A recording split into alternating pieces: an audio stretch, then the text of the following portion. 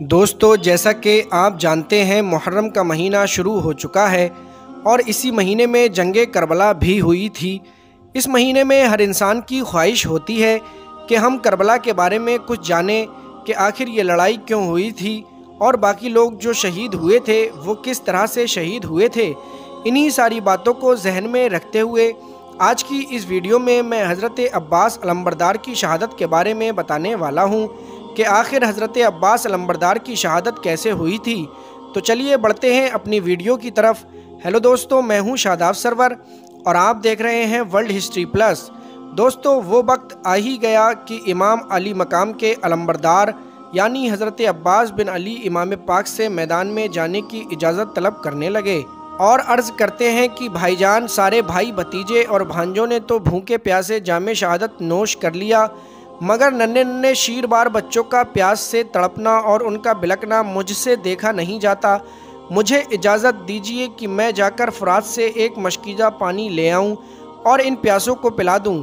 امام حسین کی آنکھیں اشکوار ہو گئیں۔ فرمایا، بھائی عباس، تم ہی میرے علمبردار ہو، اگر پانی لانے میں تم شہید ہو گئے تو پھر میرا علم کون اٹھائے گا اور میرے زخم دل پر مرہم کون لگائے گا؟ عرض کیا، میری جان آپ پر قربان، مجھے پانی لانے کی اجازت ضرور دیجیے کہ اب ننھے بچوں کی پیاس کی تکلیف میری قوت برداشت سے باہر ہے۔ بس آخری تمنا یہی ہے کہ ساقی کوثر کے جگر پاروں کو چند گھونٹ پانی پلا کر میں بھی اپنے بھائیوں کے پاس پہنچ جاؤں۔ حضرت امام حسین نے حضرت عباس کی طرف سے جب بہت زیادہ اصرار دیکھا تو انہیں سینے سے لگایا اور اشک بار آنکھوں کے ساتھ ان کو اجازت دے دی۔ وہ ایک مشکیزہ کاندھے پر لٹکا کر گھوڑے پر سوار ہوئے اور فرات کی طرف روانہ ہوئے۔ یزیدی فوج نے جب حضرت عباس کو فرات کی طرف آتا ہوا دیکھا تو روک دیا۔ آپ نے فرمایا، اے کوفیو، خدائے تعالیٰ سے ڈرو اور رسول اللہ صلی اللہ تعالیٰ علیہ وسلم سے شرماؤ۔ افسوس صد افسوس کہ تم لوگوں نے بے شمار خطوط بھیج کر نواسۂ رسول کو یہاں بلایا تھا، اور جب وہ سفر کی مشقتیں اٹھا کر تمہاری زمین پر جلوہ افروز ہوا تو ان کے ساتھ تم نے بے وفائی کی۔ دشمنوں سے مل کر ان کے تمام دوست و احباب اور عزیز و اقاربین کو شہید کروا دیا۔ چھوٹے چھوٹے بچوں کو ایک ایک بوند پانی کے لیے ترسا رہے ہو۔ سوچو قیامت کے دن نانا جان صلی اللہ تعالیٰ علیہ وسلم کو کیا منہ دکھاؤ گے؟ کوفیوں نے جواب دیا کہ اگر ساری دنیا پانی ہو جائے تب بھی ہم تمہیں پانی کا ایک قطرہ نہیں لینے دیں گے جب تک کہ حسین یزید کی بیعت نہ کر لیں۔ ظالموں کا یہ جواب سن کر آپ عباس علمبردار کو جلال آ گیا۔ فرمایا، حسین سر کٹا سکتے ہیں لیکن باطل کے سامنے جھک نہیں سکتے۔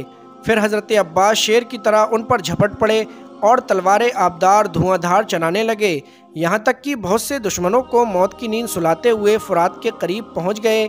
پانی کے کنارے والی فوج نے جب آپ کو دیکھا تو وہ آہنی دیوار بن گئی، مگر شیر خدا کا شیر مارتے کاٹتے اور دشمنوں کی صفوں کو چیرتے پھاڑتے آگے بڑھا اور گھوڑے کو فرات میں داخل کر دیا۔ مشکیزہ بھرا اور ایک چلو ہاتھ میں پانی لے کر پینا چاہا کہ ننھے بچوں کا پیاس سے تڑپنا اور بلکنا یاد آ گیا تو آپ کی غیرت ایمانی نے یہ گوارا نہ کیا کہ ساقی کوثر کے دلارے علی اور فاطمہ زہرا کے جگر کے پارے تو پیاس سے تڑپیں اور ہم سیراب ہو جائیں۔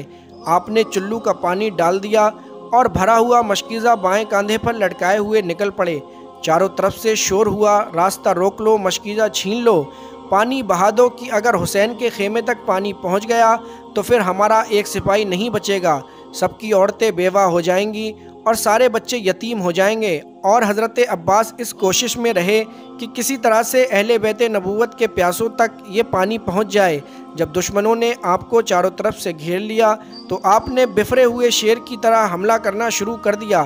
لاشوں پر لاش گرنے لگی اور خون کی نالی بہنے لگی، اور شیر خدا کے شیر نے ثابت کر دیا کہ میرے بازوؤں میں قوت حیدری اور رگوں میں خون علی ہے۔ آپ برابر دشمنوں کو مارتے کاٹتے اور چیرتے پھاڑتے ہوئے خیمہ حسینی کی طرف بڑھتے چلے جا رہے تھے کہ ایک بدبخت جس کا نام زرارہ تھا پیچھے سے دھوکہ دے کر ایسی تلوار چلائی کہ ہاتھ کاندھے سے کٹ کر الگ ہو گیا۔ آپ نے فوراً داہنے کاندھے پر مشکیزہ لے لیا اور اسی ہاتھ سے تلوار بھی چلاتے رہے کہ پھر اچانک نوفل بن ارزق نے داہنا بازو بھی کاٹ کر الگ کر دیا۔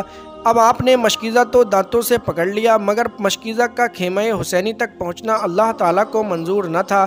ایک بدبخت کا تیر مشکیزے میں ایسا لگا کہ پار ہو گیا اور اس کا سارا پانی بہہ گیا۔ پھر ظالموں نے چاروں طرف سے گھیر کر آپ کو زخموں سے چور چور کر دیا، یہاں تک آپ گھوڑے کی زین سے زمین پر آ گئے اور فرمایا اے بھائی جان میری خبر گیری فرمائیے۔ امام علی مقام دوڑ کر تشریف لائے، دیکھا کہ عباس علمبردار خون میں نہائے ہوئے ہیں اور عنقریب جام شہادت نوش کرنے والے ہیں۔ شدت غم سے امام حسین کی زبان پر یہ کلمات جاری ہوئے، اب میری کمر ٹوٹ گئی۔ پھر عباس علمبردار کی لاش کو آپ اٹھا کر خیمے کی طرف لا رہے تھے کہ ان کی روح جسم سے پرواز کر گئی اور اس طرح آپ نے جام شہادت نوش کر لیا۔ انا للہ و انا الیہ راجعون۔